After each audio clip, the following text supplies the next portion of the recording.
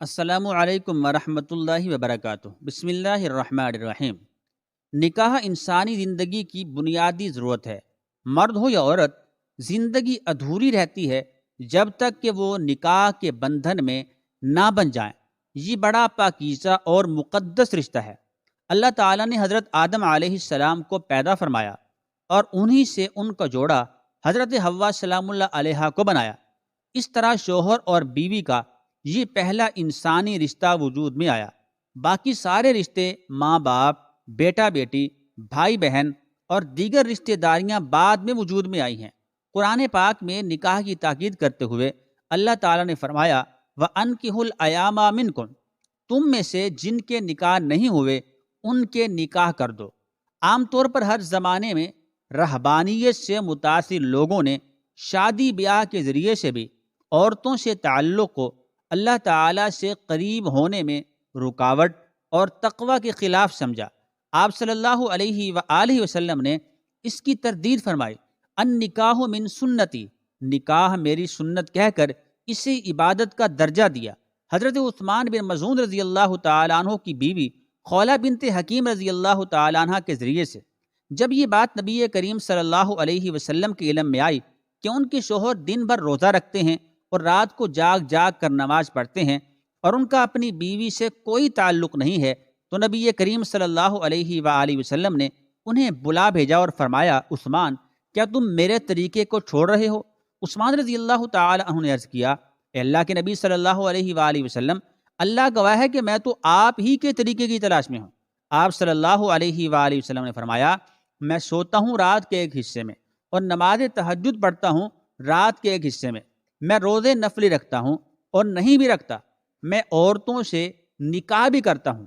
اے عثمان رضی اللہ تعالیٰ عنہ، اللہ رب العالمین سے ڈر، تیرے بیوی بچوں کا تجھ پر حق ہے، تیرے مہمان کا تجھ پر حق ہے، تیرے جسم کا، تیرے بدن کا تجھ پر حق ہے، پس تو روزے رکھ اور افطار بھی کر، رات کو نفل پڑھ اور سو بھی۔ حضرت علی المرتضیٰ رضی اللہ تعالیٰ عنہ سے روایت ہے کہ رسول اللہ صلی اللہ علیہ وآلہ وسلم نے فرمایا، علی، تین چیزوں میں تاخیر نہ کرو، ان میں سے ایک یہ کہ جب تم غیر شادی شدہ کا ہمسر پاؤ، ساتھی پاؤ، تو اس سے اس کا نکاح کر دو۔ غرض قرآن و حدیث میں نکاح سے متعلق بڑی اہم رہنمائی ہمیں ملتی ہے۔ درج ذیل 4 اہم مقاصد قابل غور ہیں۔ نمبر 1، اخلاق کی حفاظت۔ نکاح کا اولین مقصد ایک مرد اور عورت کے اخلاق کی حفاظت اور پورے معاشرے کو بگاڑ و فساد سے بچانا ہے۔ حضرت ابن مسعود رضی اللہ تعالیٰ عنہ فرماتے ہیں کہ رسول اللہ صلی اللہ علیہ وآلہ وسلم نے ہم سے فرمایا، نوجوانوں، تم میں سے جو شخص نکاح کی ذمہ داریوں کو ادا کر سکتا ہو تو اسے شادی کر لینی چاہیے، اس سے نگاہ قابو میں آ جاتی ہے اور آدمی پاک دامن ہو جاتا ہے۔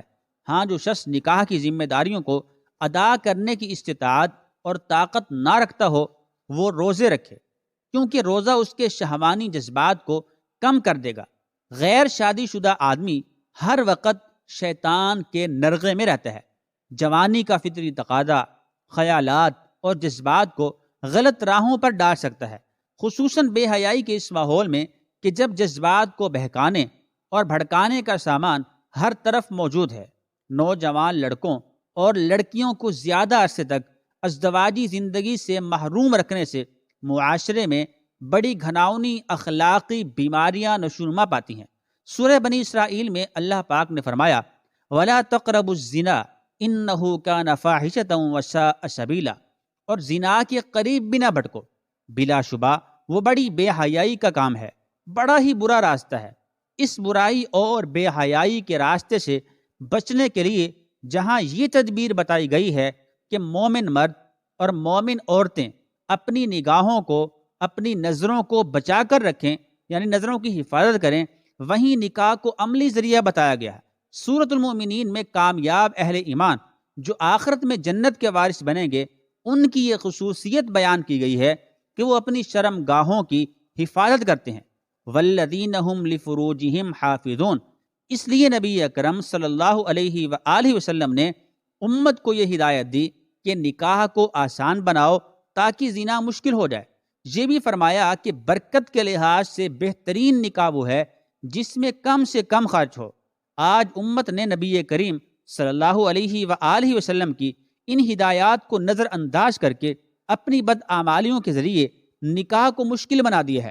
حال یہ ہے کہ چاہے بال بال قرض میں ڈوب جائے، مکان جائیداد بک جائے یا گروی رکھنے کی نوبت آئے، اولاد کے لیے ترکے میں چھوڑنے کے لیے کچھ نہ بچے مگر رسموں، بدعتوں، نبود و نمائش کے ہنگاموں سے دستبردار ہونے کے لیے تیار نہیں، جس کی وجہ سے آج نوجوان لڑکے اور لڑکیاں بے حیائی کے اس برے راستے کی طرف جا رہے ہیں۔ یہ راستہ ان کے لیے آسان ہو گیا ہے، بالخصوص بڑے شہروں میں۔ اللہ رب العالمین ملت کے نوجوانوں کی حفاظت فرمائے۔ حضرت ابو ہریرہ رضی اللہ تعالی عنہ فرماتے ہیں، نبی کریم صلی اللہ علیہ وآلہ وسلم نے فرمایا، 3 طرح کے لوگوں کی مدد اللہ رب العالمین نے اپنے ذمے لے لی ہے۔ اس میں سے ایک وہ آدمی ہے جو عفت اور پاک دامنی کی پاکیزہ زندگی بسر کرنے کے لیے نکاح کرنا چاہتا ہے مگر اس نکاح میں غریبی رکاوٹ ہے۔ سورۃ البقرہ میں روزوں سے متعلق مسائل کا ذکر کرتے ہوئے فرمایا گیا کہ تمہارے لیے روزوں کے زمانے میں راتوں کو اپنی بیویوں کے پاس جانا حلال کر دیا گیا ہے۔ ہن لباس لکم وانتم لباس لہن، وہ تمہارے لیے لباس ہیں اور تم ان کے لیے لباس۔ جس طرح لباس اور جسم کے درمیان کوئی پردہ نہیں رہتا، اسی طرح تمہارا اور تمہاری بیویوں کا باہمی تعلق ہے۔ لباس کا نمایاں پہلو آدمی کے جسم کے لیے ستر ہونا ہے، جس سے عیوب کی پردہ پوشی ہوتی ہے۔ ٹھیک اسی طرح شوہر اور بیوی ایک دوسرے کے جنسی جذبات کے لیے پردہ فراہم کرتے ہیں۔ بہرحال نکاح کا پہلا اور اہم مقصد ہر مومن مرد اور عورت کے اخلاق کی حفاظت اور اس کے ذریعے سے پورے معاشرے کو فتنہ و فساد اور اخلاقی بگاڑ سے محفوظ رکھنا ہے۔ نمبر 2، سکون اور راحت کا حصول۔ نکاح کا دوسرا اہم مقصد سکون اور راحت کا حصول ہے۔ زندگی نام ہے سخت محنت و مشقت کا۔ آدمی دن بھر محنت کرتا ہے، رزق حلال کے حصول کی کوشش میں، ملازمت، کاروبار، تجارت، محنت اور مزدوری کرتے ہوئے وہ تھک جاتا ہے۔ اسی طرح عورت گھر کی ذمہ داریوں کو ادا کرتے ہوئے، پورا کرتے ہوئے تھک جاتی ہے۔ دونوں کو آرام کی، سکون اور راحت کی ضرورت ہے۔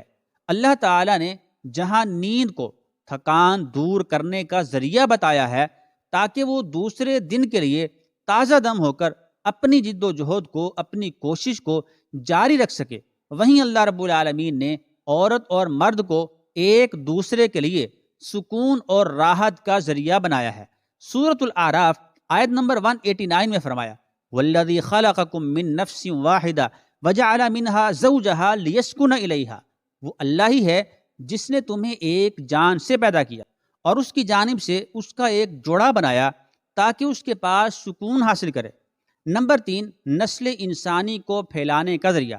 پہلے انسان حضرت آدم علیہ السلام اور ان کی بیوی حوا سلام اللہ علیہا کو اللہ تعالیٰ نے براہ راست اپنی قدرت کاملہ سے پیدا کیا۔ سورۃ النساء کی پہلی آیت میں فرمایا، یا ایھا الناس اتقوا ربکم الذی خلقکم من نفس واحدۃ وخلق منها زوجہا، لوگو اپنے رب سے ڈرو جس نے تم کو ایک جان سے پیدا کیا اور اسی جان سے اس کا جوڑا بنایا۔ عورت مرد کے جائز تعلق اور پاکیزہ مقدر رشتے کے ذریعے بہت مرد اور عورت دنیا میں پھیلا دیے۔ سورہ فاطر میں فرمایا، واللہ خلقکم من تراب ثم من نطفۃ ثم جعلکم ازواجا، اللہ تعالیٰ نے تم کو مٹی سے پیدا کیا، پھر نطفے سے، پھر تمہارے جوڑے بنا دیے۔ سورۃ الدہر میں فرمایا، انا خلقنا الانسان من نطفۃ امشاج، ہم نے انسان کو ایک مخلوط نطفے سے پیدا کیا۔ بیوی اور شوہر کے باہمی تعلق سے خانہ آبادی کے نظام کی تکمیل ہوتی ہے، نسل انسانی کے تسلسل کو جاری رکھنے کا ذریعہ ہے۔ حضور صلی اللہ علیہ وآلہ وسلم نے اولاد کی کثرت کو پسند فرمایا، اس کی ترغیب دلائے۔ نبی کریم صلی اللہ علیہ وآلہ وسلم نے فرمایا، تم بہت زیادہ پیار کرنے والی، زیادہ بچے جننے والی سے شادی کرو، تمہاری کثرت کی وجہ سے میں کہہ سکوں گا کہ میرے پیروکاروں کی تعداد دوسری امتوں سے زیادہ ہے۔ مگر افسوس، آج مسلمان پروپیگنڈے سے بہت زیادہ متاثر ہیں۔ خاندانی منصوبہ بندی جیسی خوبصورت اصطلاحوں کے فریب کا شکار ہو گئے ہیں۔ نبی کریم صلی اللہ علیہ وآلہ وسلم کے زمانے میں افلاس کے ڈر سے بچوں کو قتل کر دیا جاتا تھا۔ کہاں سے لائیں گے؟ کیا کھلائیں گے؟ قرآن نے رہنمائی دی، وَلَا تَقْتُلُوا أَوْلَادَكُمْ خَشْيَةَ إِمْلَاقٍ، اپنی اولاد کو افلاس کے اندیشے سے قتل نہ کرو۔ پھر ہمت بندھائی اور فرمایا نَحْنُ نَرْزُقُهُمْ وَإِيَّاكُمْ، انہیں بھی ہم رزق دیں گے اور تمہیں بھی۔ بتایا کہ ان قتلہم کان خطا کبیرا، در حقیقت ان کا قتل یعنی اولاد کا قتل ایک بڑی خطا ہے، بڑے گناہوں میں سے ہے۔